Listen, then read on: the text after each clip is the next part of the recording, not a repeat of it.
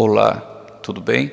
Eu sou o professor Tiago Rodrigues e na jornada de hoje nós vamos falar sobre um filósofo muito importante, um filósofo que foi decisivo para a história da filosofia, foi decisivo, um dos que ajudou a formatar a espinha dorsal da filosofia ocidental como conhecemos hoje. Seu nome, Heráclito.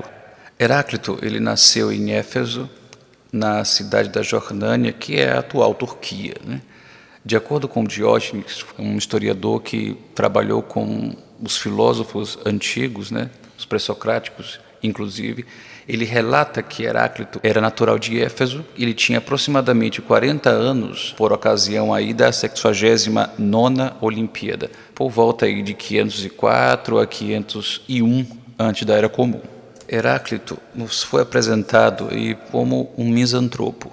Misantropo é aquele que, a grosso modo, tem aversão à multidão, não se sente à vontade no meio de outras pessoas e prefere aí o isolamento, a solidão, prefere estar consigo mesmo e seria aí um eremita. O mesmo Diógenes, ele nos conta que nos últimos anos de sua vida ele passou a viver ainda mais reservado, ainda mais isolado, foi para as montanhas, né? E passou a se alimentar, a viver ali só de frutas e plantas. Nessa vida solitária de eremita, ele acabou adoecendo e precisou voltar para a cidade, para o convívio dos seus concidadãos, e por conta dessa mesma doença ele veio a falecer. Bom, como já foi mencionado, Heráclito ele estava ali no contexto dos pré-socráticos e, para tanto, ele estava imerso no método que envolvia os conceitos caros para os pré-socráticos aí no âmbito da physis. E aí temos conceitos como cosmos, cosmologia e principalmente o arqué, que é o princípio norteador, o princípio que rege todas as coisas. Para Heráclito, esse princípio dizia respeito ao próprio movimento, ou seja, tudo que se transforma no mundo, na physis, no cosmos, é regido por esse movimento. Portanto, tudo está em constante fluidez, transformação.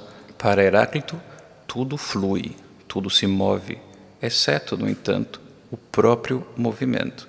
E esse conceito em grego é o que conhecemos como pantarrei, que é tudo flui. Também conhecemos como devir, que é a mudança que acontece em todas as coisas e sempre em alternância entre contrários, como o frio e o quente, o molhado e o seco. Esses contrários, essas coisas na natureza, elas não permanecem imutáveis em si mesmas. Elas fluem, elas se transformam, elas migram entre si de estado. A água, ela sofre transformações de estado o tempo todo, ao sabor aí das variáveis do tempo e do clima, por exemplo. Você deve conhecer ou ter ouvido falar a famosa alegoria de que o homem não pode se banhar 2 vezes no mesmo rio por uma consequência da lógica heraclitiana, que é o rio fluindo não é mais o mesmo rio, as águas passaram, e o homem, ao se banhar pela segunda vez, não é mais o mesmo homem, pois ele se transformou, ele mudou, ele fluiu, não é mais o mesmo homem que entrou pela primeira vez.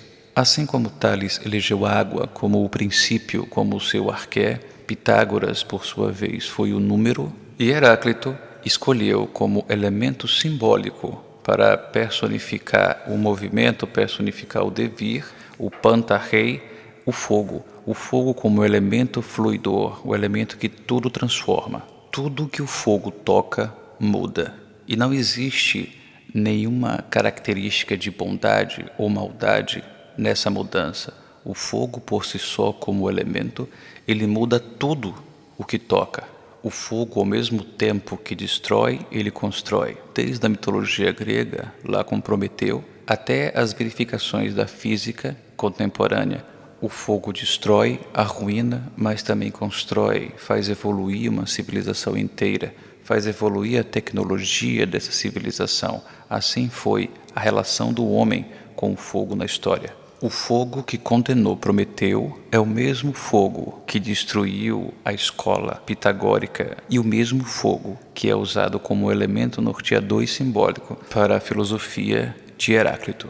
Clemente de Alexandria, ele cita Heráclito em um de seus aforismos. Esse mundo, o mesmo de todos os seres, nenhum Deus, nenhum homem o fez, mas era, é e será um fogo sempre vivo, acendendo-se em medida e apagando-se em medida. Hipólito, em sua obra, também cita Heráclito, um de seus aforismos, falando sobre o fogo, que diz: pois todas as coisas o fogo, sobrevindo, discernirá e empolgará. Marco Aurélio também nos convida à reflexão citando Heráclito. Lembre-se sempre do dito de Heráclito, que morte de terra é tornar-se água, morte de água é tornar-se ar, de ar, fogo e vice-versa. Se você pensar, por exemplo, na água, o ciclo da água, e mais do que isso, o ciclo das marés, né? Como ela interfere, como ela vai transformando aí de forma paulatina a relação entre mar e terra.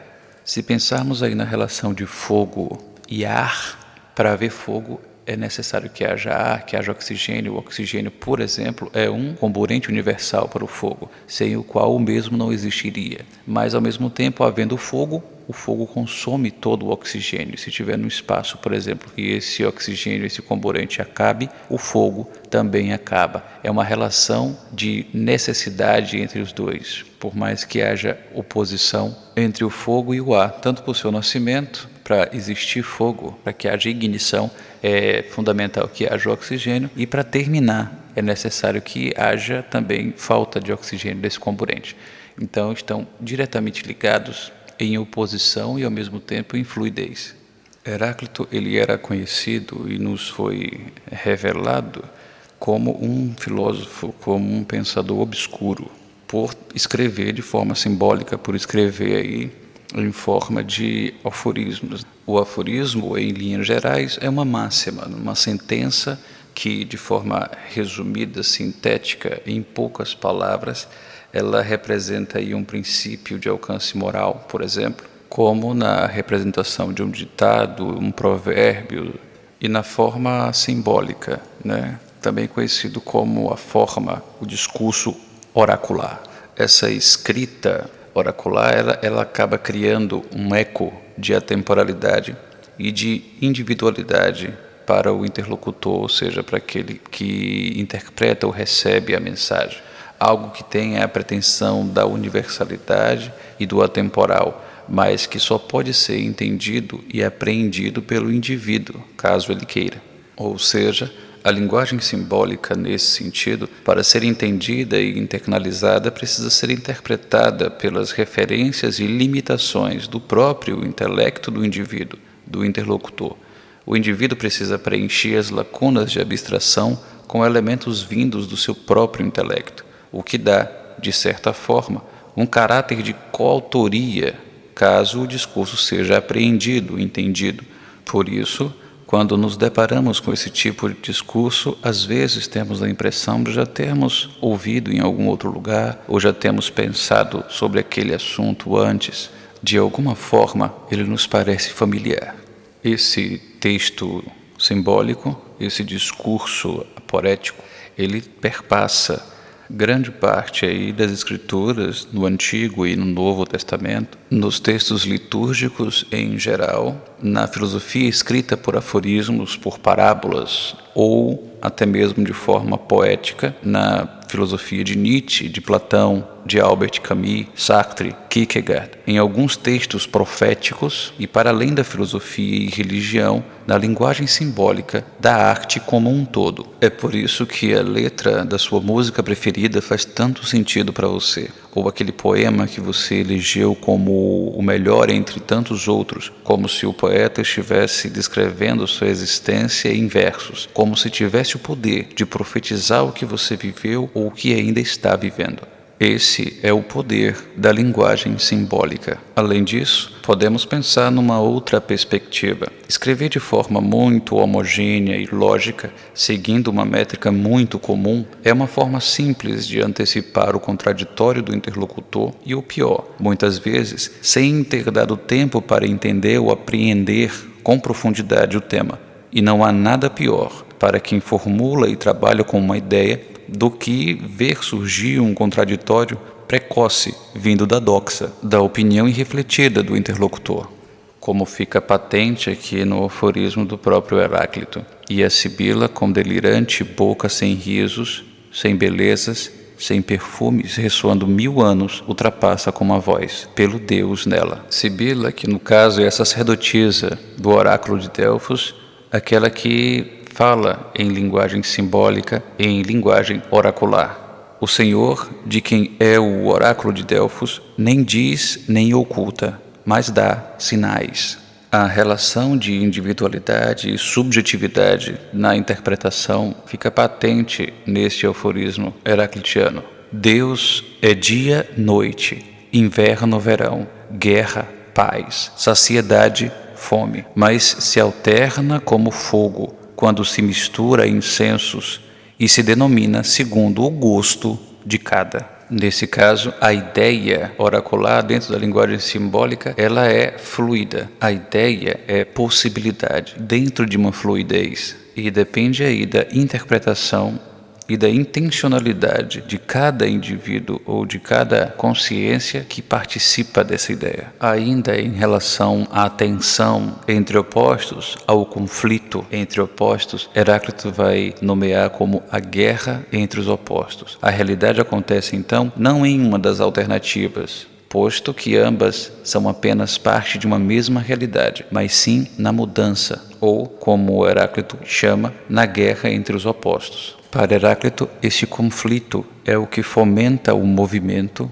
de todas as coisas, é o que fomenta a própria realidade, ou seja, a doença faz da saúde algo agradável e bom. Só saberíamos a alegria de estar saudável porque existe o seu oposto, porque existe o conflito, a tensão entre a doença. Se nunca houvesse doença, não saberíamos o que é estar saudável e nem a alegria de estar saudável. Não haveria nesse sentido como valorizar algo sem essa tensão, uma tensão, um conflito que tem por finalidade a harmonia final. Essa harmonia no espírito diz respeito ao entendimento da tensão entre os opostos. Ou seja, se o movimento é circular, por exemplo, o início e o fim se encontram nesse mesmo caminho. Se em um caminho existe um obstáculo, uma montanha, um morro para transpor, a subida e a descida estão no mesmo caminho. O quente e o frio na física, na natureza, eles se alternam, pois participam de uma mesma categoria, de uma mesma realidade. Nessa perspectiva, também é atribuída a Heráclito a paternidade da dialética.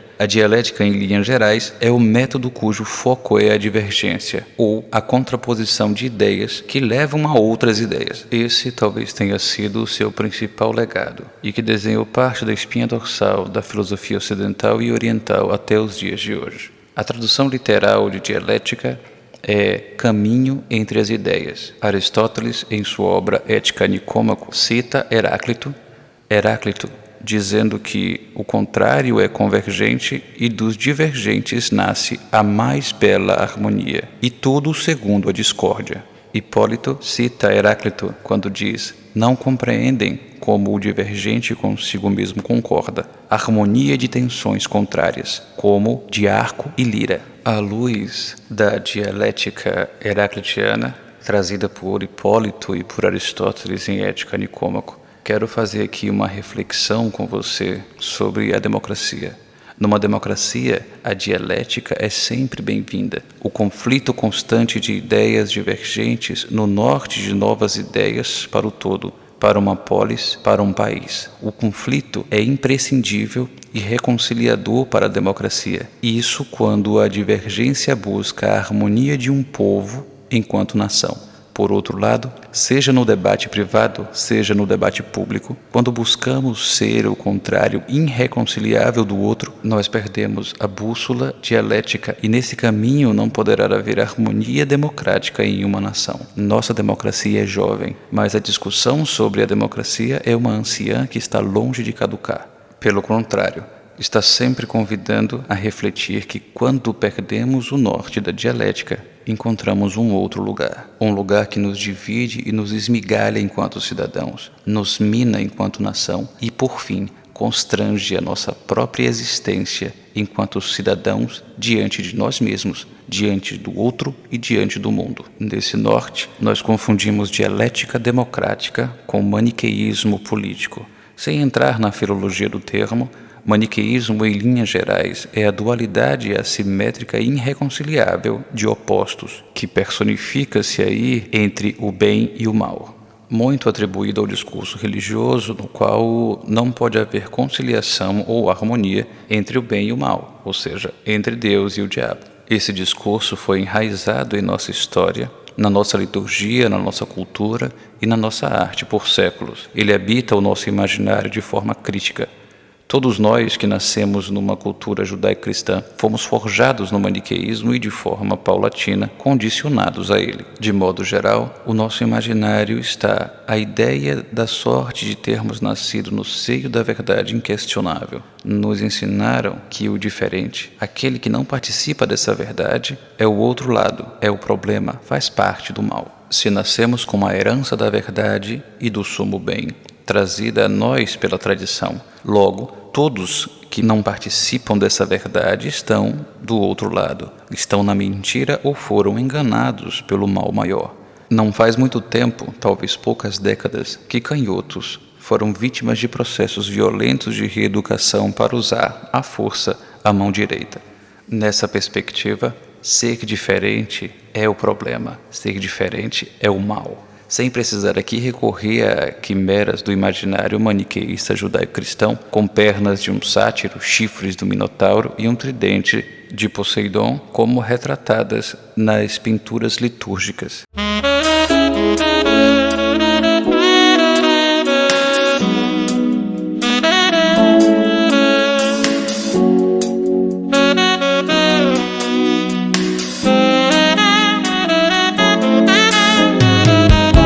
Por si só, essa perspectiva já nos convida a problemas e dilemas enormes de todas as ordens no campo litúrgico, no campo da fé e de uma religião que, em tese, nos dias de hoje, não nos fará mais pegar em armas por ela para resolver esses mesmos dilemas. Mas quando espelhamos esse imaginário maniqueísta no campo político e na convivência da polis, criamos monstros. Começamos a administrar ansiolíticos para a razão e colocamos na parede o quadro do pintor espanhol Goya, no qual ele de forma genial nos alerta que o silêncio da razão produz monstros. A democracia jovem às vezes precisa de um pedagogo. A palavra pedagogo tem origem grega, para variar, e diz respeito ao preceptor, ao mentor, aquele que conduz ao caminho justo pelas mãos. A dialética é uma pedagoga cara para qualquer democracia, pois não pode haver harmonia ou síntese política quando a democracia abandona a dialética e se perde no maniqueísmo político.